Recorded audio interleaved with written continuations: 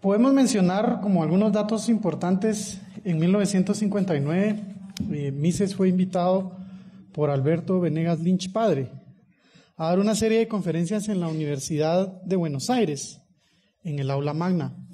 El resultado de estas conferencias fue compilado por su esposa, Margit von Mises, quien publica en 1979 con un título en inglés, Economy Policy, y luego en 1981 se publica en español con el título 6 lecciones sobre el capitalismo.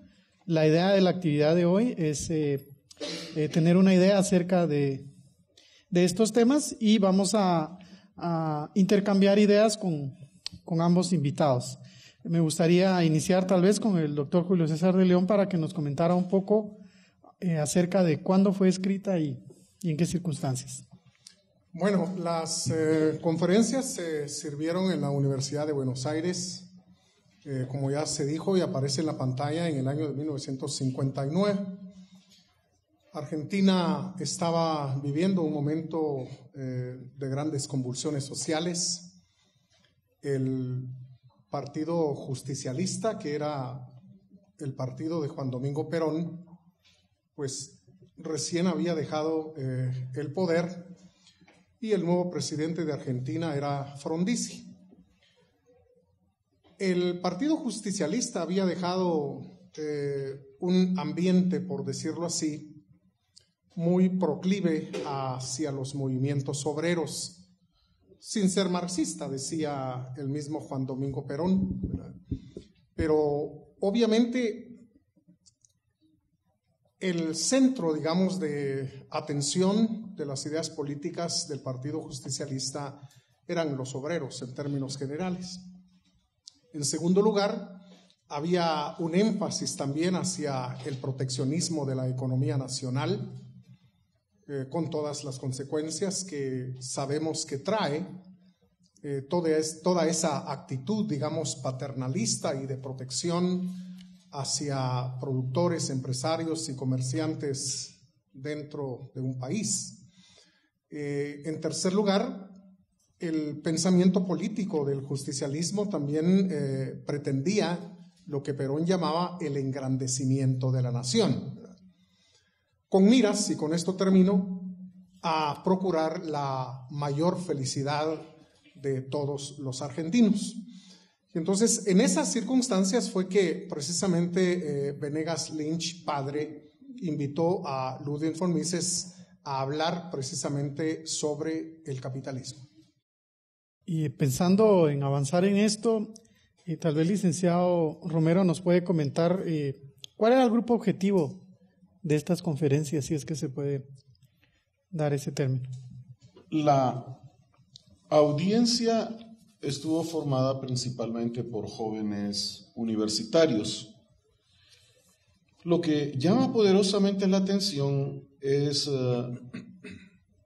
la capacidad de convocatoria, pese a que Mises fue un economista respetado, aunque muy controversial.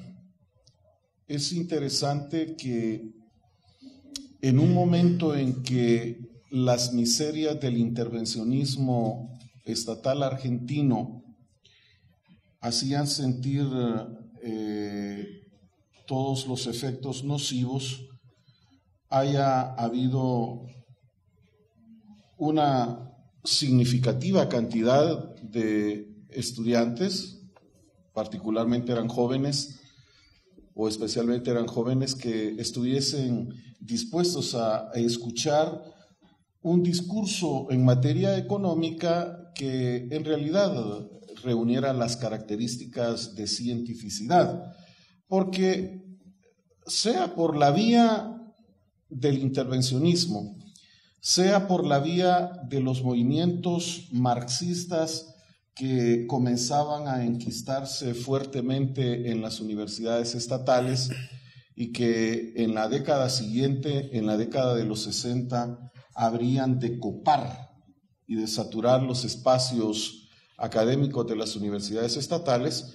Naturalmente que creo que fue un momento estelar, un momento único, y yo creo que irrepetible para haber logrado captar tanta atención por parte del discurso liberal. Y pensando en esto que nos menciona el licenciado Romero, doctor de León, ¿cree que hay algo que pueda comentarnos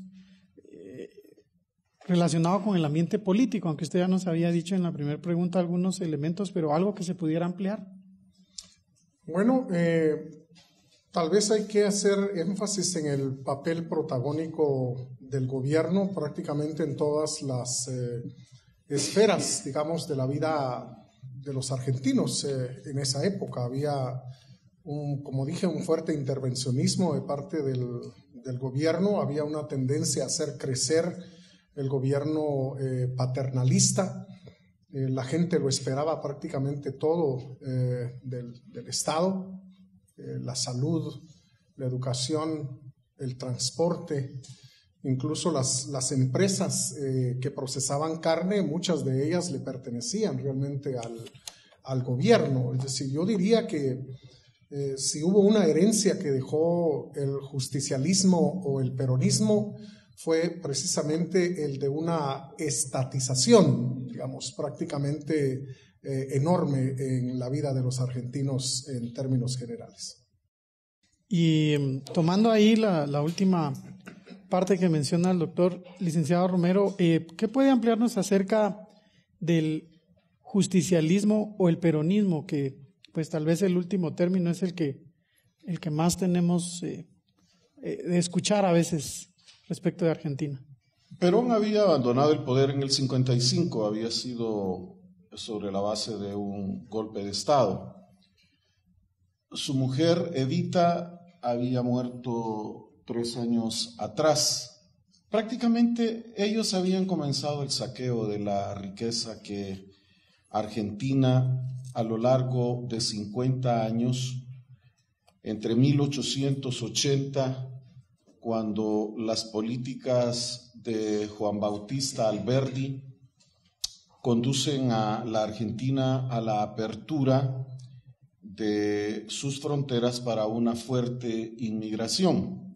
La mirada estaba puesta en una inmigración de tipo sajón y de tipo germano, porque incluso Alberdi tenía una profunda actitud hostil contra la Europa mediterránea, a pesar de que él, hasta el mismo apellido, revela el origen italiano.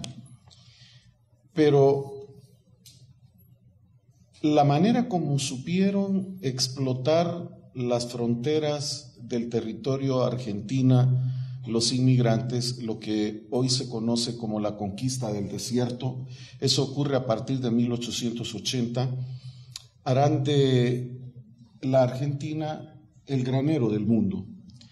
Debemos tomar en consideración que Argentina fue que suministró a la Europa industrializada las grandes cantidades del grano, del trigo, y esto naturalmente elevó en forma majestuosa los niveles de productividad. Argentina entró en un verdadero boom económico que se empezó a sentir con toda su intensidad a partir del año 30. Hasta 1930 se realizan todos esos esfuerzos.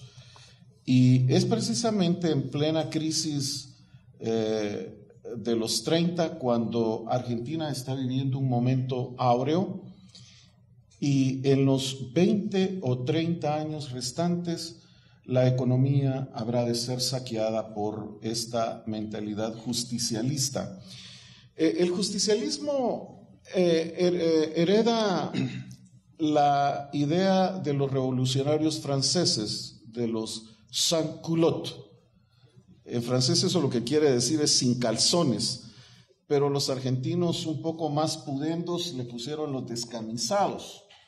En una sola palabra, se trata de prácticas redistribucionistas, y de ahí el término justicialismo que se le reservó al movimiento peronista, ¿verdad? Es lo que Hayek calificaría como una justicia social, ¿verdad? Una justicia distributiva en la que la riqueza que es producida por los entes privados es redistribuida por el Estado, inspirados en el error de creer que el mercado es bueno para producir, pero pésimo para repartir. Muy interesante. De hecho, los alumnos constantemente se les menciona la dificultad del concepto de justicia social. Creo que esto les ayudará bastante. Virando un poco hacia nuestra propia tierra, Guatemala, doctor de León, ¿puede establecerse alguna relación en el caso guatemalteco entre el justicialismo y la política partidista guatemalteca? Yo creo que sí. No solo con Guatemala, creo que prácticamente en muchas partes del mundo, pero sobre todo en América Latina, las ideas sobre cómo triunfar sobre la pobreza y la escasez de bienes y servicios han estado orientadas, lamentablemente digo yo, hacia la idea de que los que más tienen, o los que más ganan, o los que más producen, deben ayudar a los que no les va tan bien en la vida.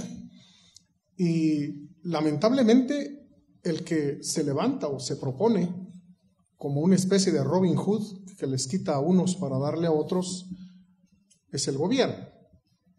Prácticamente yo creo que desde que Guatemala entró en la era democrática, después de los años, digamos, de tanto golpe de Estado, en fin, etcétera, hasta el día de hoy no hemos tenido un solo gobierno que no haya hecho descansar sus políticas económicas en la idea de quitarles a unos para darles a otros. Entonces no logramos realmente comprender lo que Mises llegó a exponer a Argentina, precisamente en ese contexto. En el contexto de un gobierno que les quita a unos para darle a otros, Mises va a hacer una serie de propuestas que vamos a ir examinando en la medida en que profundicemos en los siguientes minutos en estas 6 lecciones sobre el capitalismo.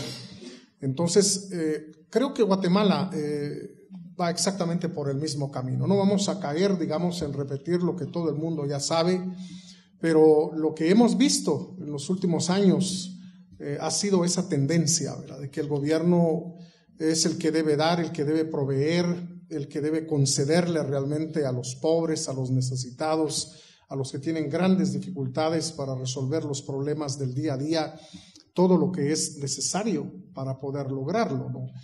En lugar de abrir nuestra mente hacia una economía mucho más libre, a garantizar el derecho de propiedad, pues lamentablemente hemos caído, ¿verdad?, en esos extremos del justicialismo argentino, de pretender que el gobierno sea el que se ponga a distribuir o a repartir la riqueza que se genera en la sociedad.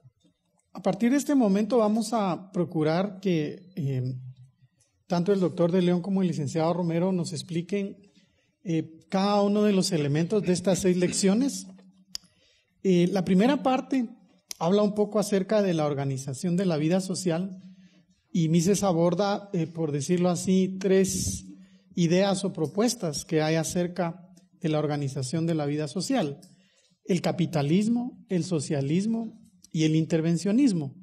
Me gustaría pedirle al licenciado Romero que nos platicara acerca de, por decirlo así, la primera lección, ¿verdad?, que es acerca del capitalismo. ¿Qué afirma Mises sobre el capitalismo? Me llama la atención que, aunque el término capital o capitalismo no fue formado en la tradición de los que defendían en su momento la libre empresa, sino que fue escogido por Marx y con un sentido peyorativo, despectivo, para referirse a los emprendedores o a los propietarios de los bienes de producción. Sin embargo, Mises lo toma sin mayores reservas, y es que para él lo más importante es la cuestión del capital. El capital no entendido como una cosa, el capital entendido como recursos y el principal de todos, que es el recurso de saber interpretar cuáles pueden ser las necesidades de los consumidores. Entonces, en Mises observamos esta actitud positiva frente a un término que, desde mi perspectiva, había surgido muerto, porque lo emplean los socialistas para referirse en forma bien despectiva hacia el sistema de libre empresa.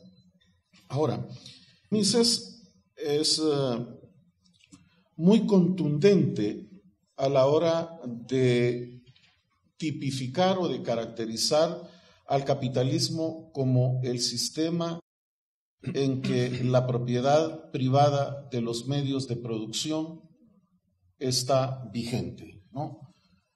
Y su contrario, que es el socialismo, cabalmente se caracteriza por anular este principio, este derecho fundamental de la garantía de la propiedad privada. Una garantía, el reconocimiento de un derecho que se remonta hasta el derecho romano. Y me quedo en el derecho romano porque anteriormente habían prevalecido más bien sistemas de tipo socialista, de tipo colectivista, como los que vamos observando en las antiguas civilizaciones como la mesopotámica y el derecho de Hammurabi o el código de Hammurabi, que no iba en una línea de protección de la propiedad, cuanto en una línea de que el que gobierna vele por el derecho de los pobres. Entonces, es con el derecho romano cuando la idea de propiedad sin restricciones, porque la defensa fue de un ius utendi, fruendi et abutendi, un derecho al usufructo, un derecho al, por eso fruendi, utendi, al uso también, no solo al usufructo, sino también al uso. Pero además, lo que podría parecer un poco chocante, también la protección del derecho al abuso, por eso et abutendi o el ius abutendi, porque si se trata de la propiedad de alguien debe hacer con ella lo que mejor le parezca, porque no se trata de una persona, sino se trata de un bien que una persona tiene, ¿no?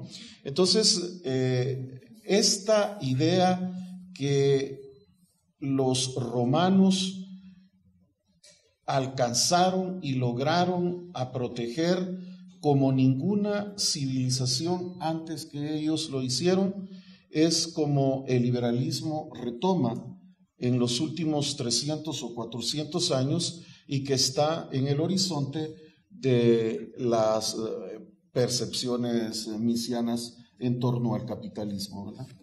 Tradicionalmente se ve como la otra cara de la moneda, aunque no es necesariamente la mejor interpretación, al socialismo como la oposición al capitalismo. Doctor de León, en esta obra o en estas lecciones, ¿cuál es la crítica más fuerte que hace Mises contra el socialismo? Bueno, yo diría que necesitamos regresar al tema anterior sobre el capitalismo para tratar de tener una visión completa, digamos, de estas dos lecciones, porque las diferencias son verdaderamente antagónicas y opuestas la una a la otra. Por ejemplo, en el contexto del capitalismo se espera que el gobierno funja como garante de los derechos fundamentales del individuo. En el socialismo, el gobierno se espera que funcione más bien como un padre de familia que está velando porque todos estén bien, ¿verdad? Y llevando a cabo acciones para que eso realmente ocurra. Desde el punto de vista jurídico, digamos, en el capitalismo hay un auténtico Estado de Derecho, donde el respeto a la propiedad, como decía Romero Herrera, es realmente un principio fundamental. El respeto a la vida, el respeto a la propiedad, es realmente básico de todos los seres humanos y todos son exactamente iguales ante la ley. Pero en el socialismo no hay un Estado de Derecho. Las leyes prácticamente son discriminatorias y crean privilegios. Si discriminan por un lado a los ricos y le confieren privilegio a los pobres. Entonces no hay realmente igualdad ante la ley, ¿verdad? En el contexto del capitalismo, las personas privadas son las dueñas de los medios de producción y por lo tanto están interesadas en el acumulamiento del capital, ¿verdad? Entendido no solo como dinero, sino como maquinaria, como herramientas, como tierra, como materia prima, es decir, todo aquello que es necesario para los procesos productivos. Los privados, insisto, están interesados en que eso crezca, en que eso aumente, en que el capital definitivamente vaya creciendo. Pero desde el punto de vista socialista hay una tendencia a lo que Mises llama destruccionismo.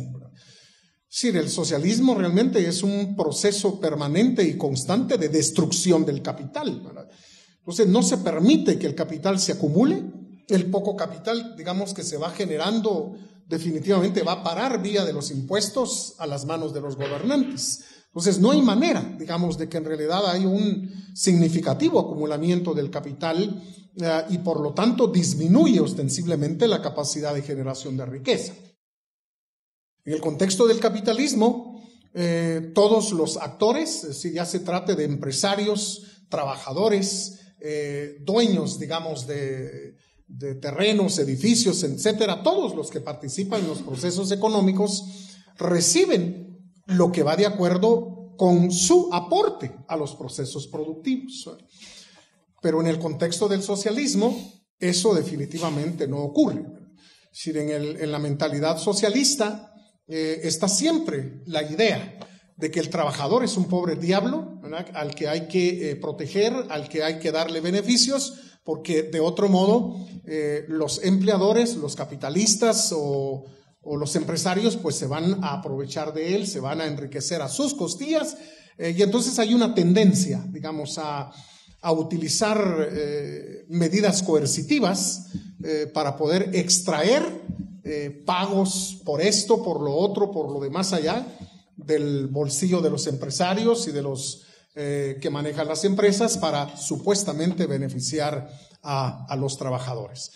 En una sola palabra, lo que Mises realmente establece es que mientras el capitalismo provee oportunidades muy importantes y significativas para generar riqueza y por lo tanto para que esa riqueza vaya a beneficiar a todos los actores económicos, en el contexto del pensamiento socialista, en realidad no se pone el énfasis en la productividad, ¿verdad?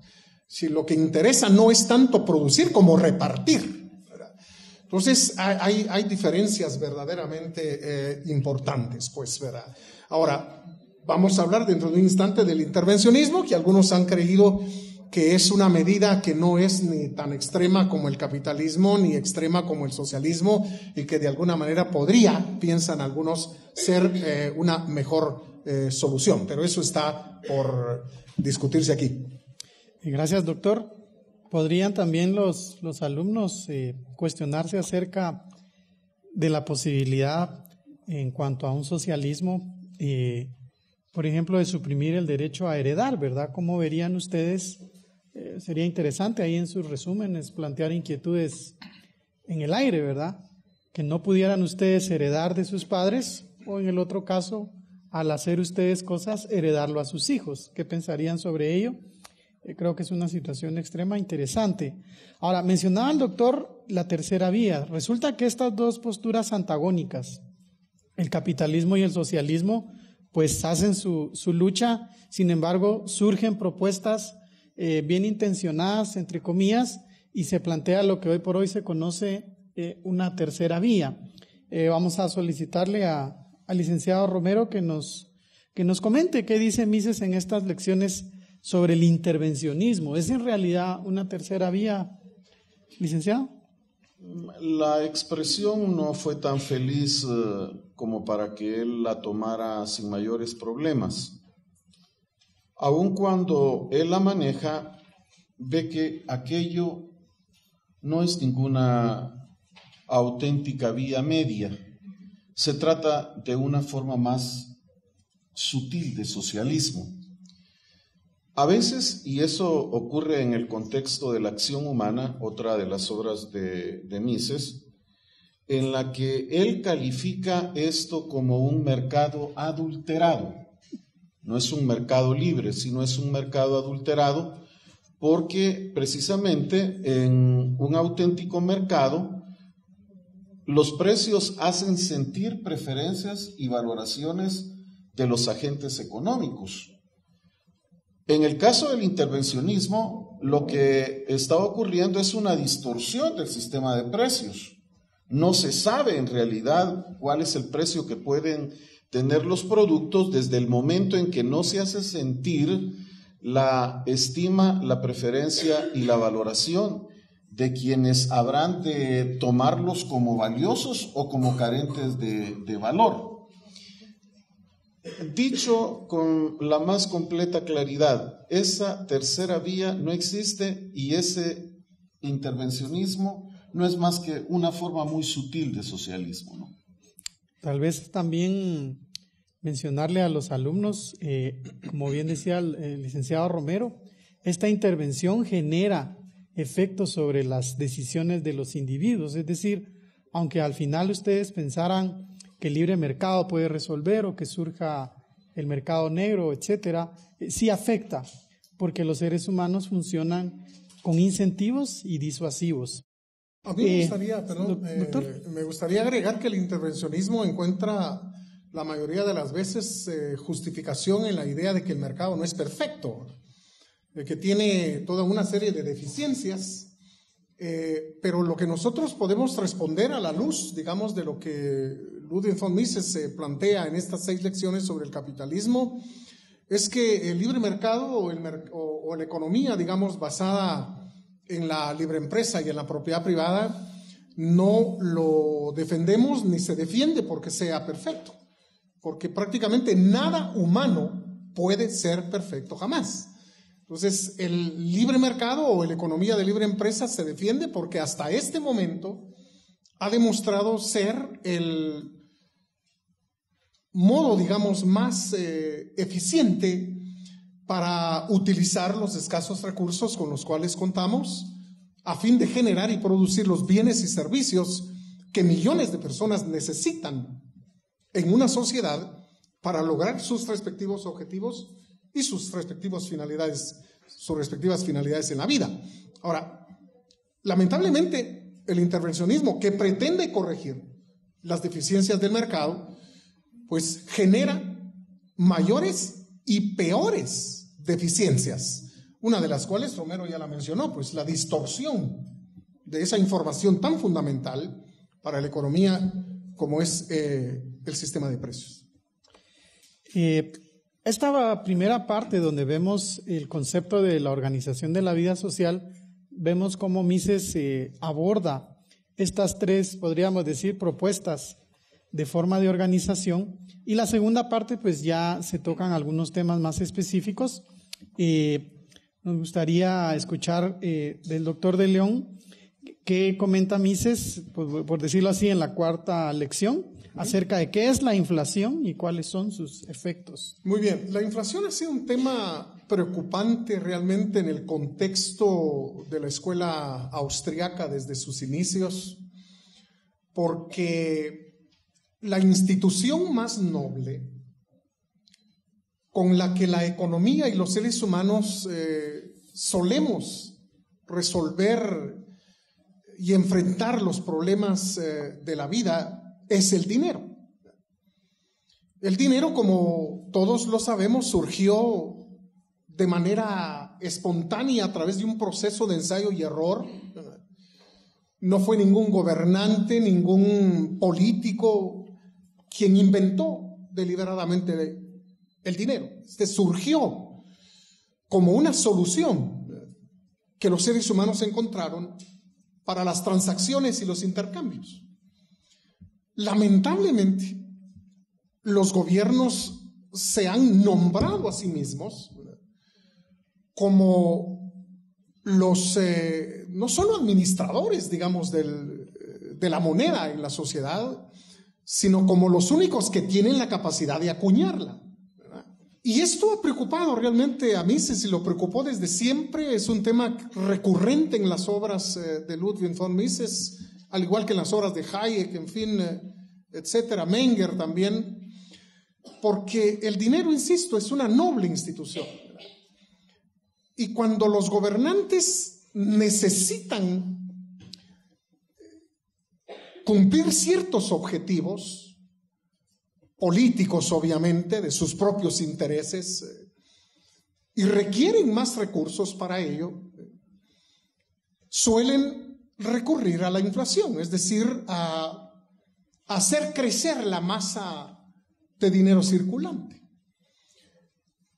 Esto trae como consecuencia definitivamente la pérdida del poder adquisitivo de la moneda. Por ejemplo, en Guatemala el quetzal ha perdido en 10 años el 50% de su poder adquisitivo. Entonces, lo que comprábamos hace 10 años por 1,000 quetzales, hoy nos cuesta 1,500. Porque la masa de dinero circulante ha crecido enormemente.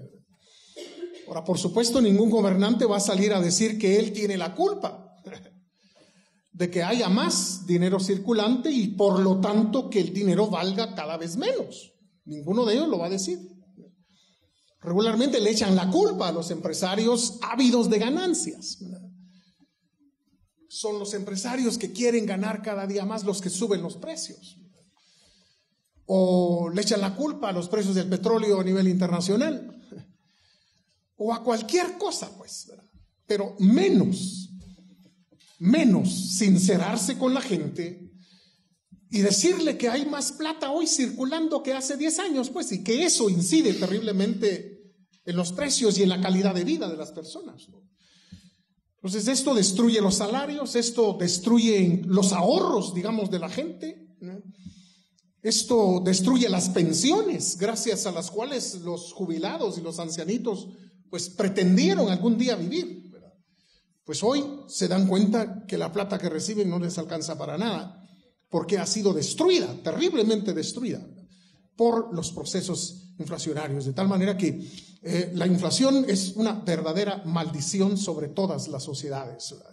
Y ojalá los gobiernos dejaran finalmente de manipular la moneda, porque eso, insisto, es algo que incide, que impacta terriblemente la calidad de vida de las personas a todo nivel. Gracias, doctor. Siempre con la idea de temas interesantes, la siguiente lección que Mises aborda tiene que ver sobre las inversiones extranjeras. Hoy está de moda el cambio de gobierno, pues ha traído una serie de promesas y ofertas, y una de ellas es atraer ese tipo de actividades. Licenciado Romero, ¿qué importancia tienen las inversiones extranjeras y si podemos evidenciar si hay una diferencia entre las inversiones locales y las extranjeras? Si los países ricos son tales, es porque sus niveles de inversión son mayores. Obviamente que una economía como la norteamericana atrae enormes inversiones, pero no nos llamemos al error de creer porque es un país poderoso, sino la cuestión es preguntarnos por qué en realidad es un país poderoso. Y es un país poderoso precisamente porque su sistema de derecho, su sistema jurídico, llena las expectativas de la certeza. Los capitales van a fluir ahí donde hay mayor certeza de que las reglas de juego no serán cambiadas como ocurre con los países miserables en los que nosotros vivimos. Existe una generalizada queja de que a nosotros solo nos visitan los capitales golondrinas. Y efectivamente, eso es lo que nos sucede, pero los culpables somos nosotros, o es nuestro sistema jurídico deficiente en no garantizar a largo plazo una certeza mediante la cual el que va a invertir no va a experimentar el desasosiego de que se le estén cambiando esas reglas de juego a las cuales él no sabrá a qué atenerse. No atraemos capitales y no los atraemos cabalmente porque nuestro sistema tributario, nuestro sistema impositivo no genera condiciones para semejante situación. Yo no dejo de referirme al caso de que en el año 2006 Costa Rica, que es un país que apenas tiene la mitad de la extensión territorial de Guatemala, con una población que es la cuarta parte de la población guatemalteca, en solo el año 2006 atrajo 1.400 millones de dólares en inversiones. Y nuestro país, ese mismo año, apenas atrajo una raquítica cantidad de 400 millones de dólares. Si no tenemos inversión, no hay empleo.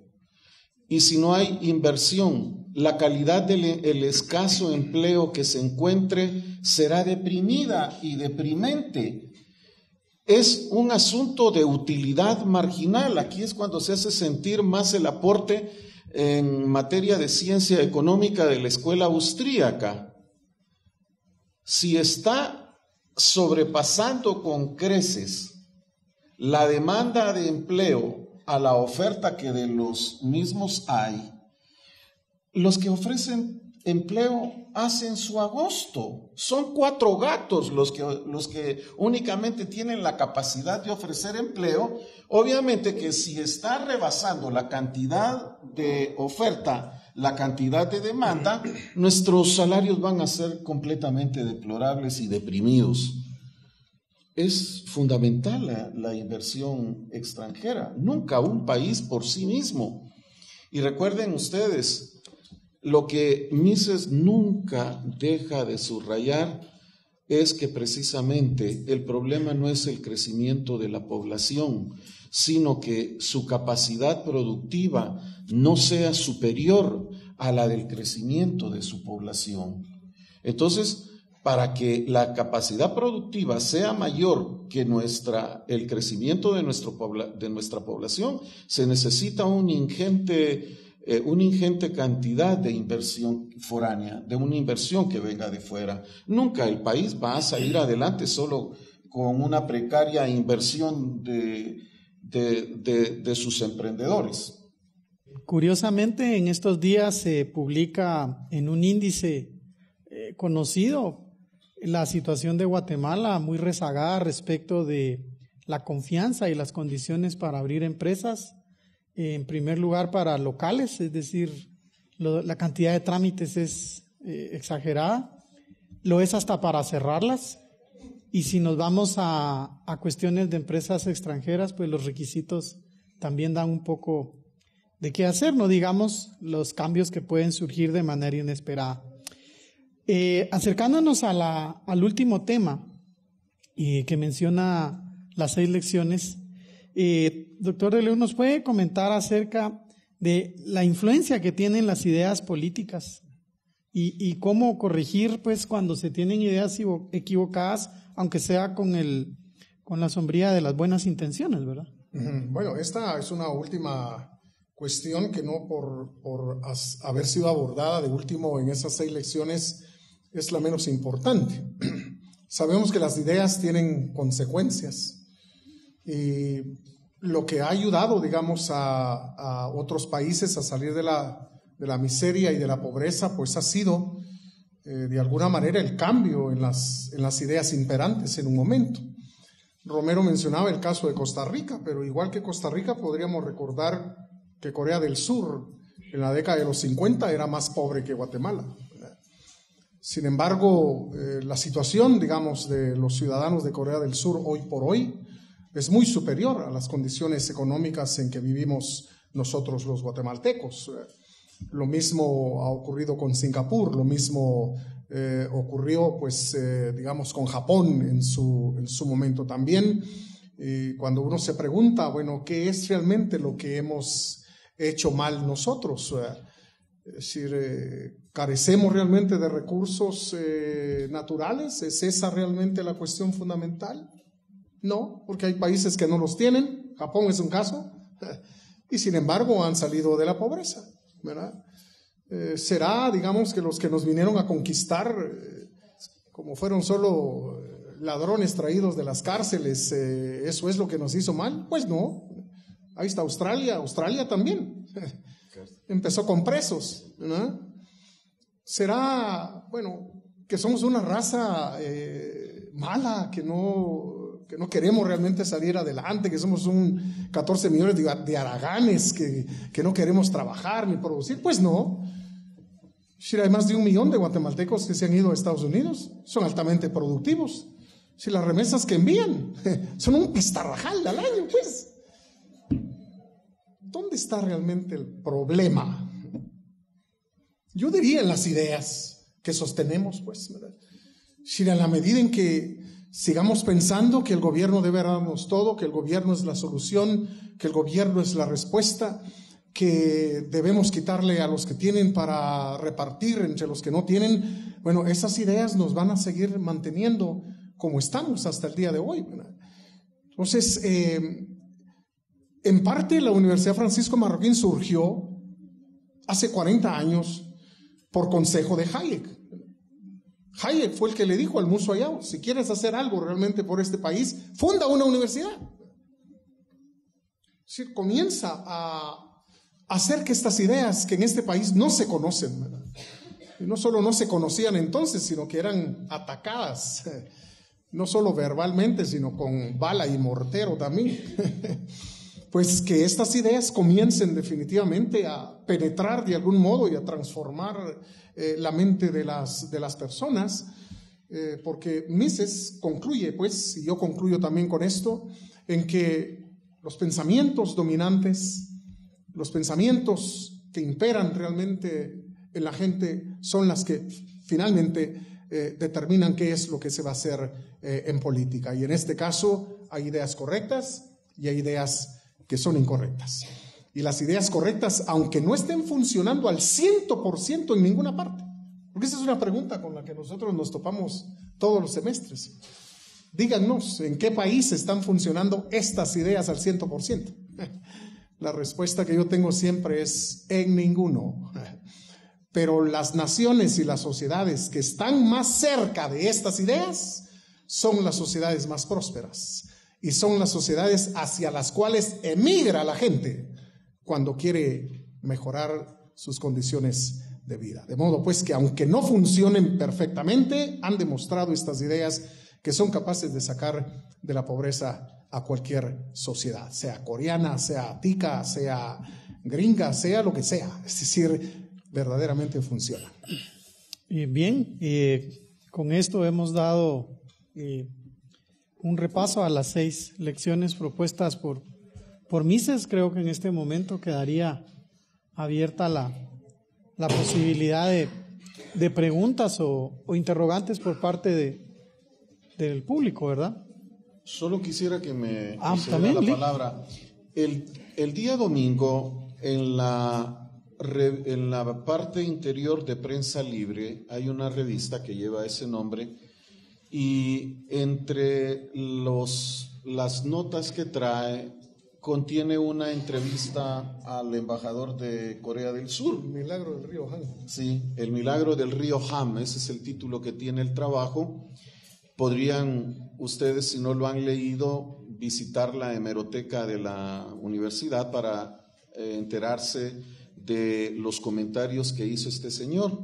Y él decía, cuando le preguntaba quien lo entrevista, ¿cómo ocurrió ese milagro del río Han?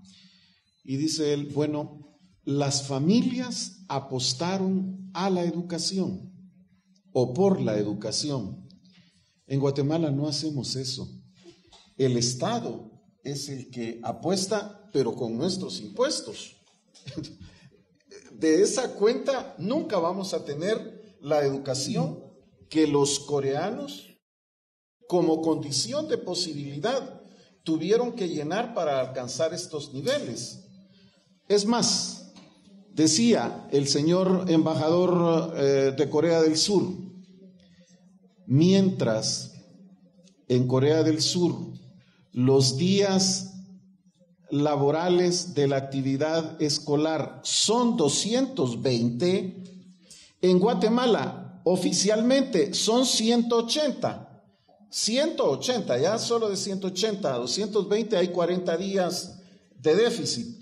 Pero si tomamos en consideración las holganzas que se toman, sean los sindicatos de los maestros, los mismos muchachos que salen a holgar a las calles también, pues obviamente que estamos a años luz de las prácticas que necesitamos para que el país se coloque en la vía de la prosperidad.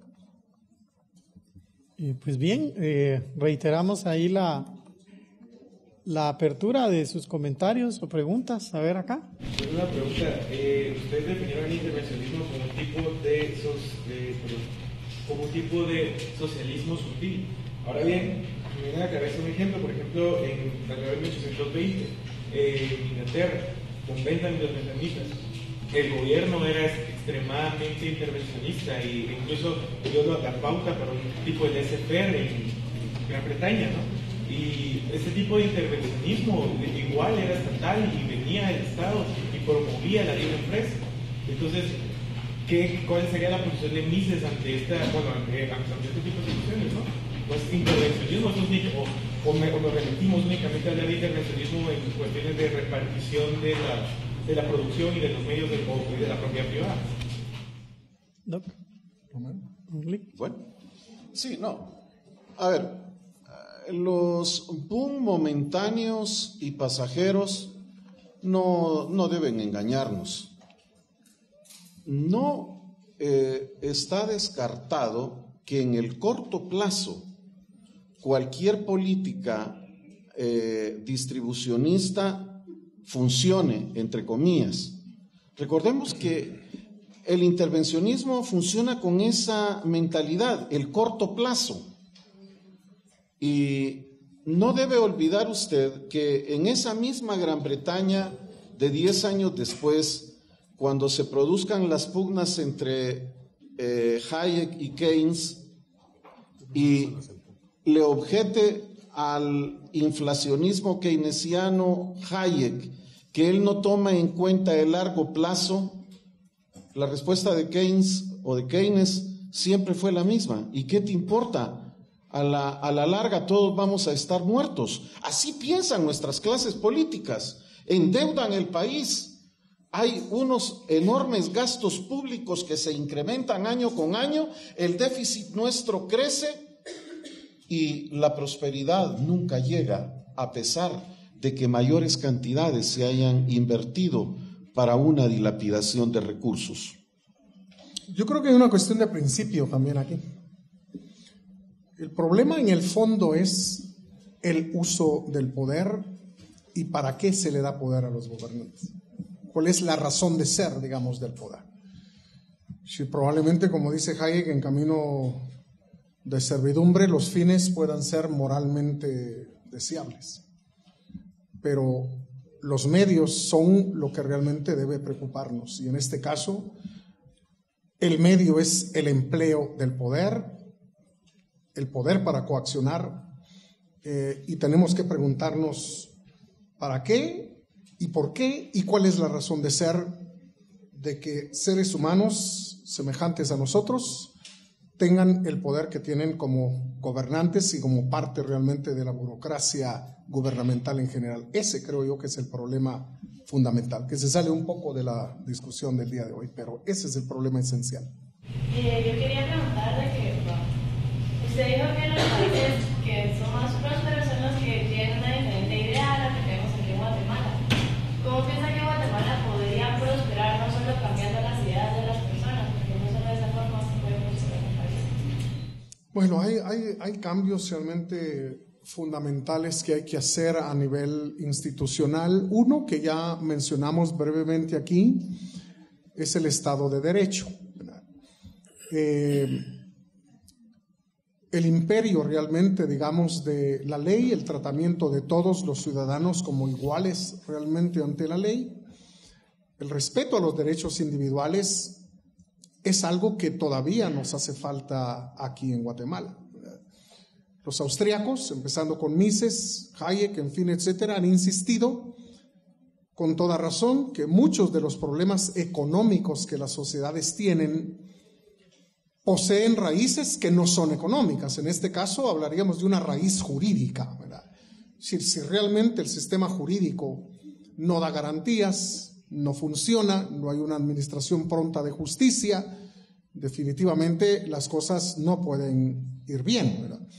Por otro lado, debe de haber una garantía también, muy relacionado con este tema anterior, a las inversiones y al capital, digamos, que se pretenda traer realmente al país, dándoles todas las facilidades necesarias para ello. Igual para la apertura, digamos, de nuevos negocios, de nuevas empresas, porque eso es precisamente lo que está afectando mucho a Guatemala. Una de las últimas empresas que se acaba de ir del país es la Kellogg's.